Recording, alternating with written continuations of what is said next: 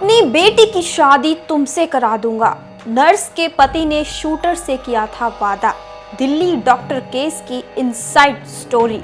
आज हम एक दिल दहला देने वाली घटना की चर्चा करेंगे जो 2 अक्टूबर की रात दिल्ली में हुई। जब लोग गहरी नींद में थे तब कालिंदी कुंज के एक छोटे से नर्सिंग होम में 2 युवकों ने एक ऐसी वारदात को अंजाम दिया जिसने सभी को हिलाकर रख दिया। अपनी बेटी की शादी तुमसे करा दूंगा। नर्स के पति ने शूटर से किया था वादा। दिल्ली डॉक्टर केस की इनसाइड स्टोरी। तो चलिए शुरू करते हैं। क्या है इस खौफनाक घटना का रहस्य। अक्टूबर की रात लगभग 1 बजे का वक्त दक्षिण पूर्वी दिल्ली के कालिंदी कुंज का एक छोटा सा नर्सिंग होम। लोग जब गहरी नींद के आगोश में थे तो करीब 16 से 17 साल के 2 लड़के इस नर्सिंग होम में दाखिल होते हैं। इनमें से एक बताता है कि उसे अपने पैर के अंगूठे की पट्टी बदलवानी है। दोनों सीधे डॉक्टर के रूम में घुसते हैं और कुछ मिनट बाद ही गोली चलने की आवाज़ सुनाई देती है। नर्सिंग होम में मौजूद स्टाफ डॉक्टर के रूम की तरफ दौड़ता है। सामने खून से लथपथ डॉक्टर की लाश मिलती है। डॉक्टर को सिर में सटाकर गोली मारी जाती है। नर्सिंग होम के अंदर घुसकर किए गए डॉक्टर के कत्ल से हड़कंप मच जाता है। पुलिस की मामले की खबर दी जाती है। नर्सिंग होम के स्टाफ से पूछताछ होती है और साथ ही सीसीटीवी फुटेज भी खंगाले जाते हैं।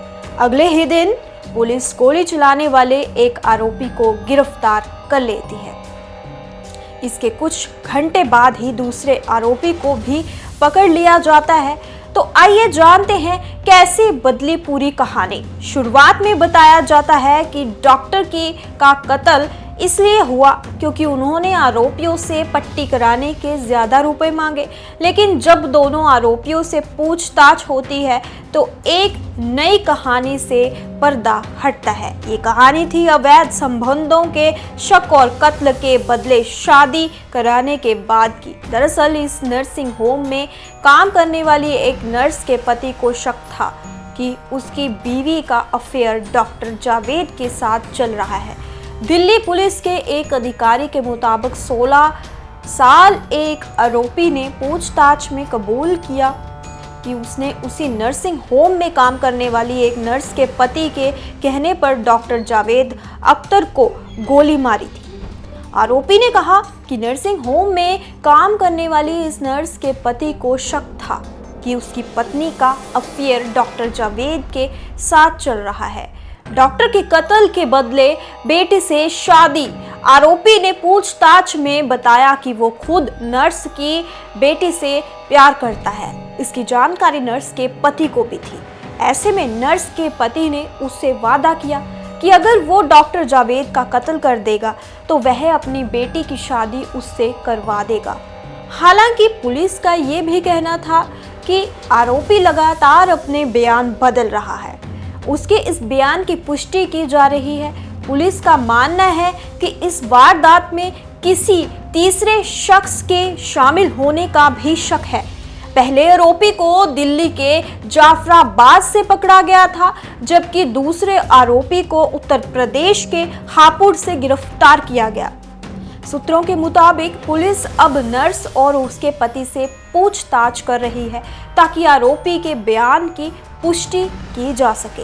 पहले इस आरोपी ने डॉक्टर जावेद के साथ पैसों का विवाद बताया था, लेकिन बाद में उसने अपना बयान बदल दिया। आखिर आरोपी तक कैसे पहुंची पुलिस? पुलिस ने आरोपी को उसके इंस्टाग्राम अकाउंट के जरिए ट्रैक किया। दरअसल कत्ल की इस वारदात के बाद आरोपी ने अपने इंस्टाग्राम अकाउंट पर पिस्टल के साथ एक फोटो पोस्ट की थी। साथ ही लिखा था फर्स्ट मर्डर ऑफ 2024। इसके बाद पुलिस ने उसे धर दबोचा। पुलिस ने बताया कि दोनों लड़के एक ही इलाके में रहते हैं। टीमें दूसरे आरोपी को पकड़ने का प्रयास कर रही हैं। पुलिस अधिकारी ने आगे बताया कि दोनों नाबालिगों सबसे पहले ड्रेसिंग के लिए एक कंपाउंडर से मुलाकात की और बाद में यूनानी डॉक्टर को उसके कैबिन में घुसकर गोली मार दी। जैन ने कहा कि पकड़े हुए किशोर ने डॉक्टर पर गोली चलाई थी। उसकी हरकत नर्सिंग होम में लगे सीसीटीवी कैमरे में भी कैद हो गई है। तो दोस्तों, इस खौफनाक घटना ने हमें ये सोचने पर मजबूर कर दिया है कि समाज में किस तरह के रिश्ते और विश्वास टूट रहे हैं। नर्स के पति का अपने परिवार की प्रतिष्ठा की खातिर ये खौफनाक कदम उठाना एक गंभीर संकेत है। पुलिस ने इस मामले में तेजी से कार्रवाई की है, लेकिन सवाल ये है कि हम क्या कदम उठा सकते हैं ताकि ऐसे अपराधों से बचा जा सके। आखिर यह घटना हमें बताती है कि छोटी छोटी गलतफहमियां भी कितनी बड़ी समस्याओं का कारण बन सकती है। हम आशा करते हैं कि इस मामले की गहराई से जांच की जाएगी और दोषियों को सख्त सजा दी जाएगी। आपके विचार जानने में हमें खुशी होगी। इस मामले के बारे में आपकी क्या राय है, हमें कमेंट में ज़रूर बताएं। धन्यवाद हमारे साथ बने रहने के लिए। हम फिर मिलेंगे। सुरक्षित रहें और सतर्क रहें।